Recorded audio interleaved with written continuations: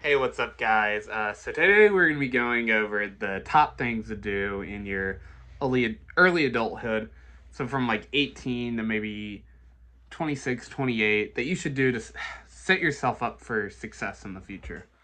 Um, so the way I'm going to be doing this list is I'm going to try to go through like some of the most important things first. So you kind of do these first before you leave the video and get bored. So coming at our number one spot, and I'm going to try to give everybody a little bit of some explanation on everything. Number one thing you want to do is set up a Roth IRA. So, what is a Roth IRA for those who don't know? A Roth IRA is a retirement account, and it lets you contribute up to $7,000 annually or per year. And in your retirement at the age of 59 and a half, you can take out that money tax free. So basically, it's a way to invest your money. It's already pre-taxed money. So money from your job, anything you're paying taxes on through the government in some way, shape, or form. So if you have a business, any taxable income that you report to the IRS, if you have $7,000 worth of it, you can max out your Roth IRA and you can contribute to it. So why is this so important in your early adulthood life? Well, compound interest. There's some Einstein quote out there that like the strongest force in the universe is like compound interest. So what is compound interest? Well, essentially, when you invest in something, the stock market averages 10.5% return on investment per year through a 20-year period of time. So some years will be higher, some will be lower, but 10.5 is the average. Each 10.5 compounds on one another, and let's say you put 100 times 10%. Now you have $110, and then that keeps compounding by 10%. So now you have 110 times 10%, and then that times 10% times 10% times 10%, or it'd be 110%, but you get the idea. Increase 10% each year, or 10.5 in this case, and that happens from age. Let's say you're 18 when you're watching this video. I'm gonna assume the age. We'll just assume. We'll do 20. We'll do 20. That's an easy number. Sorry, that's an easy number. So you go from 20 to 60. That's 40 years of compound interest. So your money's going to double every 7 years with 10%.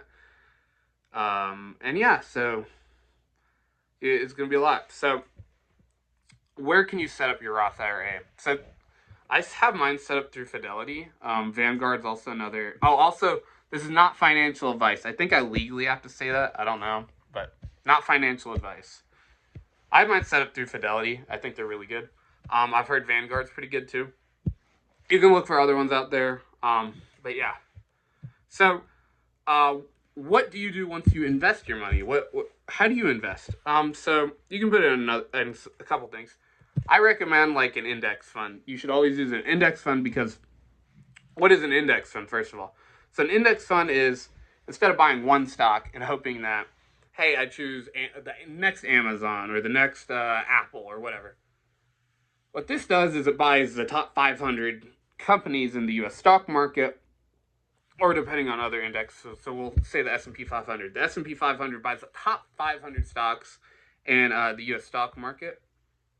And the top 500 performers, you get a little piece of each. So if some don't perform as well as others, the other bad ones will pick up the pace. So instead of buying one house, you buy 500 houses, but just a little tiny piece of each 500 house. And the bad, like 30 houses you end up getting, you'll have, a couple hundred other ones picking up the slack for you. So it's a safer investment. And over the long course period of time, the S&P 500 will outperform an individual investor almost every single time. Ask Warren Buffett that, one of the best investors of all time. So let's go over why you should do Roth IRA. So we're going to do an investment calculator here. Compound interest. Sorry. Should have had this pulled up.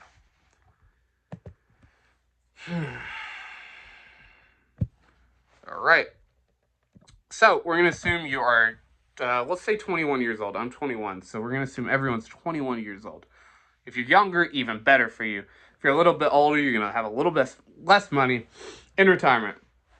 So your initial investment, what you want to do is you want to max this out every single year possible. The maximum right now contribution is $7,000. It used to be $5,500 when I very first started. My 18th birthday is when I contribute to it, and I put $5,500 in it. And it was jumped up to $7,000 because of inflation. So, actually, we're gonna do Roth IRA calculator. I apologize because I don't feel like doing the math in my head for how many months for $7,000. We'll use Bankrate's Roth IRA calculator. Let's see here. Cool. What's our starting balance? We will say $7,000 because we will fill that. We are 21 years old. How much will we contribute annually? We want to max it out, so $7,000. And we're going to retire at the age of 60 because you can take it out at 59.5. Our expected rate of return is 10.5% because that's what the stock market averages through a 20-year period. And yeah, we are going to maximize our contributions. So when you get older, you can actually put even more money into it. Actually, no, we won't. We're just going to say $7,000 flat. No maximum contributions. Do you want to guess how much money you'll have at the age of 60? Drum roll, please. $3.5 million. You $3,518,098.21. Tax-free. So the government doesn't get a single penny of this when you take it out of age of retirement at 60 or 59.5. You'll have a little bit less money. So yeah. But what about inflation, Caden? So that's actually a really good question. So that's why most people, when they expect a rate of return on their investment for any stocks, they put 7% to be very generous. Inflation averages about 2.2% each year. It's a little bit higher right now, but once again, over a long period of time, it'll usually be lower. And right now, the stock market's averaging better than 10.5%. So your inflation, basically, you get the idea. So we're going to say 7% to be very generous. You'll have $1.4 million in today's money, tax-free at retirement. If you can't live off of $1.4 million by the age of 60, you're probably doing something wrong. And obviously, you're going to have other money aside from this. This is just using a Roth IRA, just maximizing it, and that's all you're going to do. Instead of a Roth IRA, let's say you use a taxable account at a 25% marginal tax rate, you'd only have $896,000, which is far less than you would have in a in a Roth IRA. So for comparison, we're gonna use my numbers. That's not my account. You know what? Okay, I'm not going to dox exactly how much money I have. But let's just say, so I haven't contributed any this year. I know it's really bad. I'm going to get my summer job and contribute to it. Let's just say I have $20,000 in it. It may or may not be more or less. I don't want to flex or anything. It's not like crazy amount.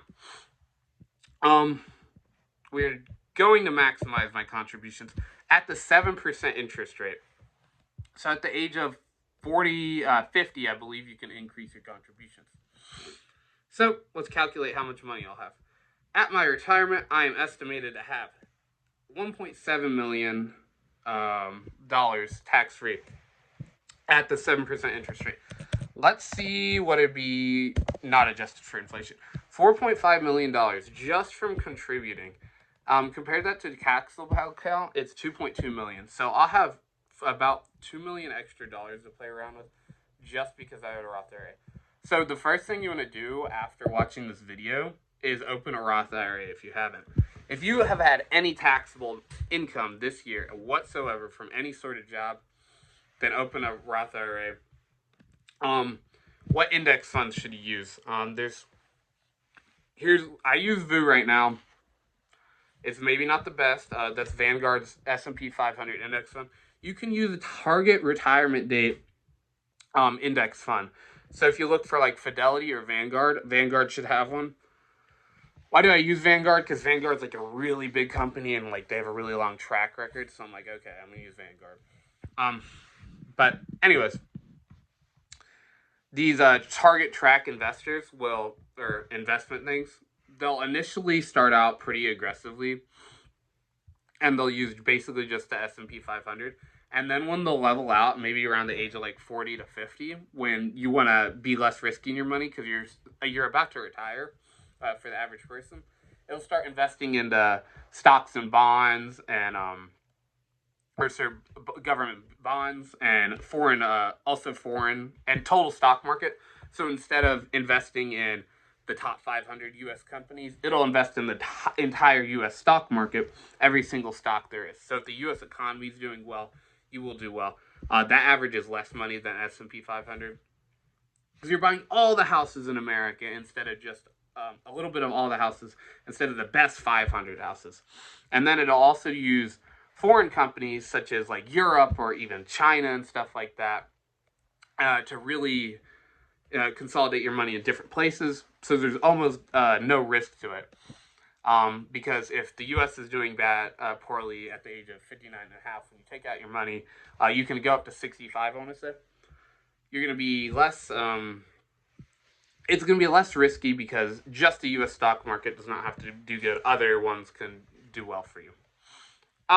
Number two, sorry for taking so long on the point number one, but I think it's the absolute most important thing that any kid can do to help set themselves up for financial success. And there's no wrong time to start a Roth IRA. Number two is to go to community college or enter the workforce immediately. Don't go to four-year school whatsoever out the gate. There are some scenarios in which it's like okay to go to four-year school. And I'm not hating anyone who went to four-year school. There's nothing, like, don't beat yourself up if you're watching this video and you're like, damn, I went to a four-year school. It's okay. You're gonna bounce back. The return on investment on college educations is still a positive. It's still a positive return on investment. So don't be too mad. So I went to a community college for 2 years, and it just cost me the books and fees. So it cost me about maybe $400 to $500 per semester. It'll depend very state by state, but certain states have a thing where if you take classes in high school, so if you're younger than an adult in this video and you're still in high school, take community college classes, look at your certain states, see what they have. But they'll give you a scholarship if you go to them, and you won't have to pay any tuition if you go to the community college in high school. So that's what I did. So I didn't have to pay any tuition. And yeah, so I only had to pay for the fees. If it's too late and you don't have that, well, community college isn't that expensive. It's going to be a lot cheaper than a four-year university. So it should only cost you $1,000 to $2,000 maybe. And you're going to take basically the same exact classes you take at a four-year school. To be completely honest, me going to both a four-year school and a two-year community college at this point. So, what job should you get? Well, don't pursue your dream, first of all. I know that's a little bit sad, but for 2.5 is like, don't pursue your dream, because I pursued my dream, absolutely hated it. I love cooking. Absolute terrible job. It's a bad future career on look too. Chefs don't get paid that much, unless you own your own restaurant, but then you're a business owner at that point. And, that's up in the wind. So do something that pays money, you don't hate, and you don't have to thoroughly enjoy it, but you don't have to hate it. When you make a lot more money, you don't have to work as long. Because, look, who likes work? I don't like work. I've never had a job in my entire life that I've liked. You don't have to like work. You go into work, you do it because you have to do it. It's called work for a reason, because no one really likes work. If you go into work, you love it every single day. Good for you. I think you're truly an outlier. I don't think anyone really likes their job. So here's some jobs that are really good if you want to take a little bit of school or do no school. So an echotech, an echocardio technician, basically does sonographs for the heart. They make six figures basically, and it's only 2 years of schooling if you do it correctly. A radiologist technician makes about $70,000 a year, also 2 years of schooling. Real estate agent doesn't require any schooling. You have to take some classes. It'll vary state by state, but your cap on income is up to you. As many houses you sell, you can make millions of dollars a year doing real estate. It's hard work, so it's not free money, but if you apply yourself to it and you think you're good at sales, you could easily become a real estate agent. A lot of it's networking more so than sales too. Many jobs in sales is another one. Sales, will not cap your income. Well, most sales. If you have a sale job that caps like how much money you can make on commission, then you shouldn't work there, especially if you're hitting that cap. Because why would I work harder to make no more money? And TEM degrees, not STEM. Notice I didn't put an S in there. Unfortunately, I started in a STEM degree because I was like, everyone's like, oh, STEM degrees are where you make money. That's not true. You make money in technology, engineering, and math. So if you're in a science degree, there are certain science jobs that make money. I'm not hating you if you're in a science degree. I was in a science degree for 3 years, and I switched out of it because I was like, oh, this sucks. So I'm in more of like a TMA right now, technology and math. Try to jump out of it if you can, or if you go to master's school, try to do anything related to mathematics or technology. It'll give you a lot more options in your life or in your professional career degree, and you will make more money. So don't go to 4 years college out of school immediately, unless you if you get a scholarship. Yeah, go there, have a great time. It will be more fun at a 4-year probably for most people. Don't go to college just to have fun. Go for a purpose. Go to a 4-year if you get scholarship money, you're playing a sport or something like that. Have that fun. But if you're not doing that, go to a community college or enter the workforce. Be a carpenter, be an electrician, be a mason, work in film and TV, or go to trade school if you want. Trade school's overrated, though. I'm not going to get into that. So that leaves me with number 3. This one's really important. Get out of bad debt. So why do you say bad debt? Don't you want to get out of all debt? Not necessarily. Bad debt is considered anything 6% interest rate or higher, according to Fidelity's like expert. But I would consider 4.8 to 5% to be pushing bad debt. Why is lower debt not bad? Well, that would be considered good debt. Good debt is basically because the stock market average is 10.5%. So if you're getting a low interest rate on something, and you truly need the something, so such as a car is not a bad, like usually a car won't be a bad debt. If it's lower than the 4.8%, then it's not really a bad debt because you do need the car, depending on what car you get. Obviously, a house will be good debt, but your money you have by taking on this loan will outpace the debt you are paying off to the mortgage company or the bank or whoever you got your loan through. So if it's only at like 3.5%, which is a really good like interest rate, then the debt you have you don't need to pay it off immediately. Just pay it off slowly over time, because you'll make more money by saving the money or using it and reinvesting the money that the loan gave you, if that makes sense. Why not 10% then if the stock market averages 10.5%? Wouldn't you get a positive like return on investment on your loan? Technically, but the issue is that's over a 20-year period of time. If you get those bad years where the stock market gives you a negative return on investment, you're absolutely screwed. And because it can go as low as about 20% per year. So you got to be mindful of these things. Good debt is fine, such as mortgage. Mortgages are in fantastic debt.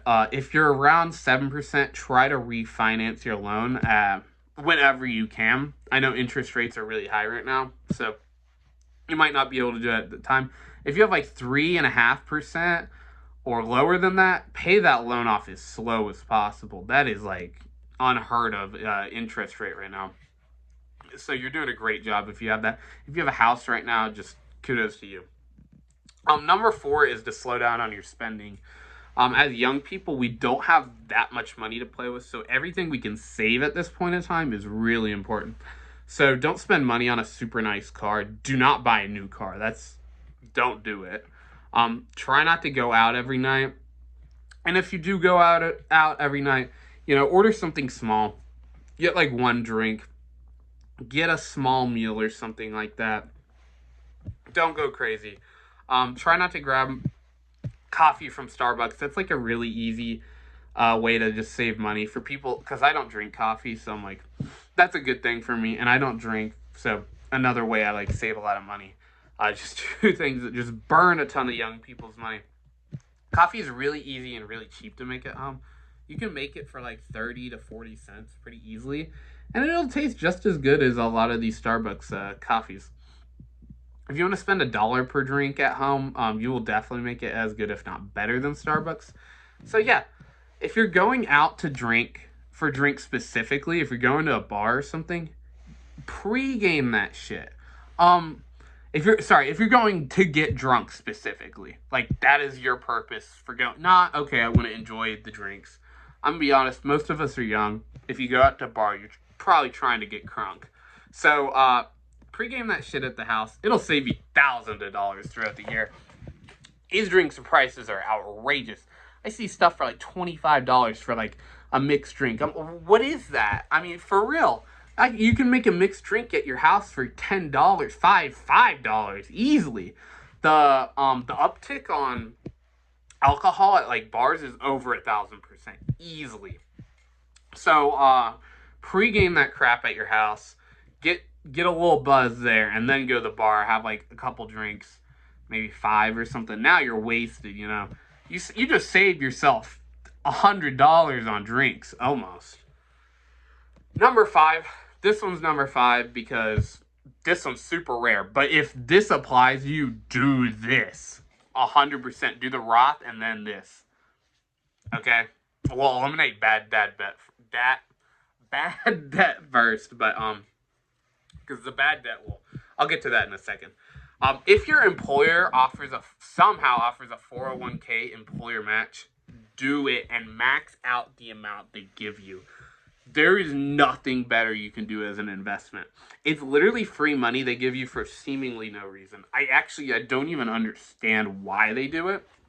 I can't think of anyone my age whose employer does it, but if they do it.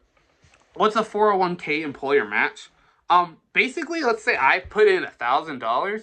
The employer matches that $1,000. Now you have $2,000 in your 401k. I don't know why employers do this, but every once in a while, some will. Like I said, I don't know anyone in a company that has one like this, but if it does, do it and max it out. What is a 401k? Essentially, a 401k is taking money in my tax bracket now and setting it aside to be taxed in a later tax bracket. Hopefully at my retirement age, where I will be taxed less because I won't be making an income. So let's say 401ks aren't the best when you're young. They're usually an older person thing because you'll be in a high tax bracket and your mid-career pay. Let's say your tax bracket would be about 40%, 30-40%. Hopefully my retirement tax break will be about 20%. Because long-term capital gains tax are a lot cheaper, but anyways, yeah, stuff like that. Here are my bonuses. Oh, let me get to the bad debt. So if you're making above that, like 10%, you want to, or if you're making in a bad debt range, you want to pay that off immediately because anything you invest will not be able to outpace, if in traditional investments, not like a friend's like software company or something like that. But if you're investing in like total stock markets, you'll never be able to outpace that debt interest rate. So you need to pay it off because you won't be able to out-earn it or out-invest it. Now to the bonuses. These bonuses are honestly more important than any of these 5 things. But bonuses define God and go to church. It'll help you find a husband or a wife. It'll make you a happy person. The average religious person is happier than the average non-religious person in the United States. And when you'll die, you'll be in paradise. So that's a far greater reward than any investment will ever give you. And not specifically, you want to find Jesus Christ, to be specific. Don't go to any other, any other religion. You want to go to Jesus Christ. If not, don't follow this tip. Jesus Christ. And then the other bonus is to stay in shape by exercising. And try not to be overweight and fat. I know, everybody packs on the LBs every once in a while. But doing this will lead to a longer life and a healthier life, which will return you less medical complications in the future, which will, one, save you money, and two, it'll make both your early years more fun because, you'll be like jacked, ripped, or if you're a girl, you'll be toned, super athletic, super attractive. Like a really in shape woman is like super attractive to 99% of men. Athletes are in general really attractive, even if their like face isn't super attractive, because men love like an in shape woman. And like don't beat yourself up if you're like a little bit overweight. If you're like super overweight, you start beating yourself up a little bit. But like if you're in like I don't know women's weights too well, but if you're like above 180, then like okay, yeah, you need to like depending on your height, obviously. I'm overweight. I need to lose weight. Everyone does. So it's going to make your early years more fun and your later years more enjoyable and easier to handle. You're not going to have the super bad medical complications. You're less likely to get like long-term diseases and illnesses. And, you'll look better. So that's my list for today. Another bonus is to like get a credit card if you don't have one. Start building your credit. Discover is a great card for beginners. If you're my friend and you don't have a Discover card yet and you're an adult, please tell me. I can give you a referral code and we can both get some money out of it. So if you're my friend or something, you're watching this video, hit me up. But yeah, so to go over, number one, Roth IRA. I have mine through Fidelity. Go do it. You'll be a millionaire if you're watching this video. If you're in your 20s and you max it out, you will be a millionaire. Sorry, not a billionaire. You'll be a millionaire with like $100,000 to $200,000 invested throughout a 40-year period, which isn't anything. Imagine you're like, I 10 times your money. I give you, $1 and you give me $10. That's a terrible deal for you. That's a great deal for me. You're getting the great deal. You put in $100,000 throughout the 40-year period of time, you get back $1 million. Actually, you get back more than $1 million. You get like $2 million back. At